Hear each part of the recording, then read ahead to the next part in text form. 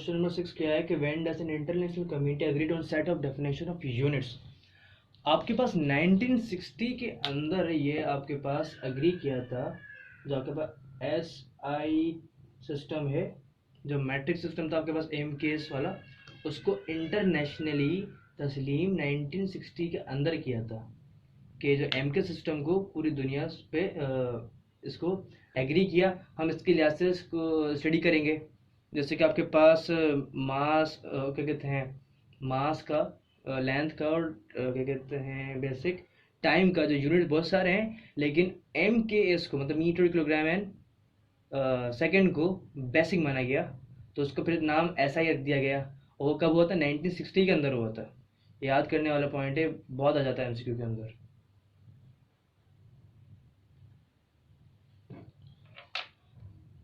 अब जो question number 7 है उसमें क्या है कि the system international S I is built up from, वो किससे मिल के बना है? आपके पास जो यूनिट्स का सिस्टम है, आपके पास पहले हैं बेसिक और फंडामेंटल यूनिट्स। आपके पास जो 7 हैं, आपके पास किन क्वांटिटीज के हैं? मास, किलोग्राम्स, टाइम का है, करंट का है, luminous intensity, temperature and amount of substance का। ये 4 आपके पास सब्सटेंस है, इनके बेसिक यूनिट्स हैं। तो आपके पास पहले ये बेसिक यूनिट्स आते हैं एसआई सिस्टम के अंदर। देन इन्हीं से मिलके ऐसे कि आपके पास वेलोसिटी है, उसका यूनिट क्या बनता है? बेसिक यूनिट क्या बनता है? आपके फंडामेंटल यूनिट क्या बनता है आपके पास एसआई सिस्टम के लिहाज से? ड्राइव यूनिट है एसआई सिस्टम के लिहाज से, वो बनता है मीटर पर सेकेंड। तो मीटर आपके पास लेंथ का यूनिट, और नीचे क्या है? टाइम। वो सेकेंड वो टाइम का यूनिट, क्योंकि उसका फॉर्मूला क्या है? Displacement upon time. तो उसके फॉर्मूला से उसका यूनिट बना है। तो ये ड्राइव्ड बेसिक क्वांटिटीज के बना है। तो इस तरह जितने भी इन 7 जो क्वांटिटी मैंने आपको गिनाई है, इनके अलावा जो आपके पास क्वांटिटीज पूरी हैं, वो सारी क्या है? ड्राइव्ड क्वांटिटीज, और उन्हीं के यूनिट ड्राइव यूनिट्स होते हैं। तो अगली ये भी आपके पास इंक्लूड होती है एसआई यूनिट्स के अंदर। देन आखिर में आपके पास आता है सप्लीमेंट्री यूनिट्स। आपके पास जैसे कि जो क्वांटिटीज जिनके फॉर्मूले के अंदर दो सेम फिजिकल क्वांटिटी का रेशियो, जैसे लाइक आपके पास एंगल आपके पास दो सेम क्वांटिटीज का रेशियो होता है, दो डिस्टेंस का रेशियो होता है। तो उसका यूनिट हमने प्री डिफाइन किया खुद से, इसका हमने नाम दिया रेडियन। तो वो सप्लीमेंट्री यूनिट है, ठीक है। वो ना कि बेसिक यूनिट है, ना बेसिक से ड्राइव्ड होके बना है, वो हमने एक्स्ट्रा ऐड किया है, ठीक है। तो जैसे कि मेरे पास एक एग्जांपल है रेडियन, जो आपके पास एंगल का यूनिट है। तो ये भी आपके पास एसआई यूनिट्स के अंदर इंक्लूड होता है। तो आपका इस एमसीक्यू का आंसर बनेगा ऑल ऑफ द अबव। अच्छा, अब ये क्वेश्चन नंबर 8 है। ये क्या कहता है? सप्लीमेंट्री एसआई यूनिट्स रेडियन और स्टेरेडियन वॉज स्टेब्लिश फ्रॉम, वो कहाँ से बने थे? मैं आपके सामने फॉर्मूले लिख देता हूँ रेडियन के और स्टेरेडियन के। आप क्या कहते हैं, जैसे कि आपने ये फॉर्मूला पढ़ा होगा, S equals to R theta,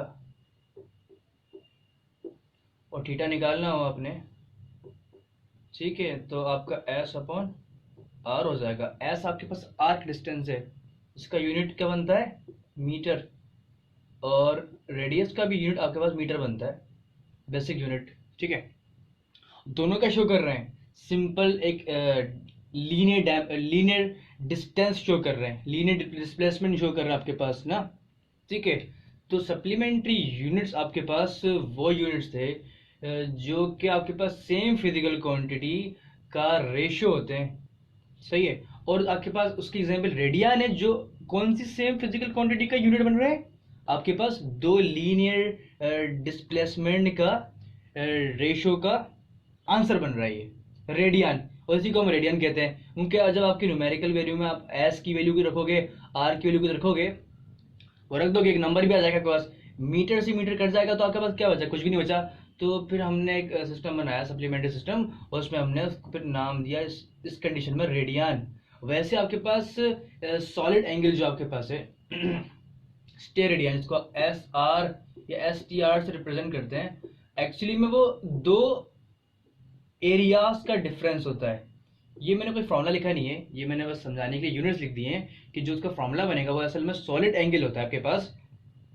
आपके पास जो स्फेयर होता है आपके पास, उसका कोई भी रेडियस और उसी आर के लिहाज से उसका आर स्क्वायर निकाल दो, और किसी और जगह पे आर स्क्वायर निकाल दो, ठीक है।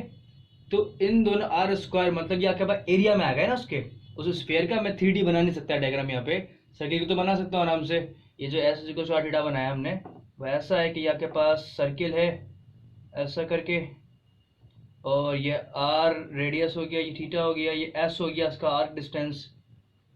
बाकी स्फेयर तो मैं बना नहीं सकता इसके लिए समझाने के लिए तो आप ऐसे समझ लें कि स्फेयर के पूरी बहुत बड़ी सरफेस है, कोई भी सरफेस इतनी लेंगे जो उसके आर स्क्वायर के बराबर हो, और दूसरी जगह पे आर स्क्वायर की जितनी सरफेस ले लेंगे, दोनों का डिवाइड करेंगे, तो आपके पास इनकी यूनिट्स कैंसिल हो जाएंगे।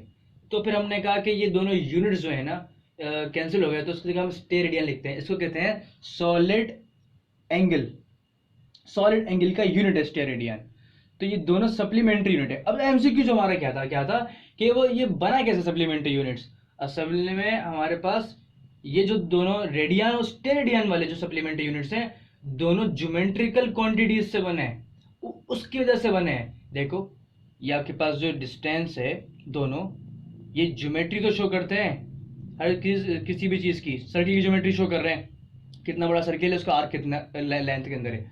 और जो स्टेरेडियन है वो भी तो ज्योमेट्री शो कर रहे हैं कि दो सरफेस के एरियाज का डिफरेंस है, डी रेशो है ये, ठीक है।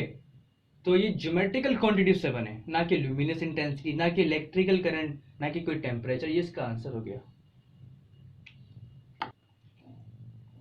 अब ये सवाल आपके पास है question number 9, which is base unit, मतलब फंडामेंटल यूनिट जो गिवन चॉइसेस आपके पास 4 गिवन है, उसमें से कौन सा है। बहुत आसान एमसीक्यू है, आपको 7 फंडामेंटल यूनिट याद होने चाहिए और आसानी से इस तरह के एमसीक्यू अटेम्प्ट कर लोगे। इसका आंसर सेकंड है, सही है। तो आप जाइए, फंडामेंटल 7 यूनिट्स हैं, फंडामेंटल क्वांटिटी 7 हैं, तो उसके यूनिट्स भी हैं फंडामेंटल क्वांटिटीज के, वो भी 7 ही होंगे। तो अब वो आप याद कर लें, और बाकी जितने भी बचते हैं वो ये याद रखें, आपकी बुक के अंदर 2 सप्लीमेंट्री यूनिट्स हैं, रेडियन और स्टेरेडियन, ठीक है। रेडियन यूज हुआ है, स्टेरेडियन तो पढ़ाई भी नहीं, बता दिया गया है और उसके अलावा जितनी भी क्वांटिटीज हैं वो सारी ड्राइव क्वांटिटीज, उनके यूनिट भी ड्राइव यूनिट्स हो गए। तो इसका आंसर सेकंड बनता है, सही। और बाकी जो इसके अलावा 6 यूनिट्स हैं और क्वांटिटीज हैं वो आप याद रखें। अब ये क्वेश्चन नंबर 10 है, the kilogram is the unit of. Simple से एमसीक्यू है कि आपके पास किलोग्राम जो है वो मास का यूनिट है। आपके पास एंटी टेस्ट में इस तरह के बहुत एमसीक्यू आ जाते हैं मोस्टली, तो आप इस पे आप डेफिनेशंस, कॉन्सेप्ट, फॉर्मूलाज, हर फिजिकल क्वांटिटी के याद रखो, यूनिट्स भी याद रखो। और ये तो बहुत आसान था कि मास से किलोग्राम है, बाकी भी याद रखें, फिर ग्राम है, मेगाग्राम, गीगाग्राम, टेराग्राम, सेंटीग्राम भी बना सकते हैं हम इस तरह।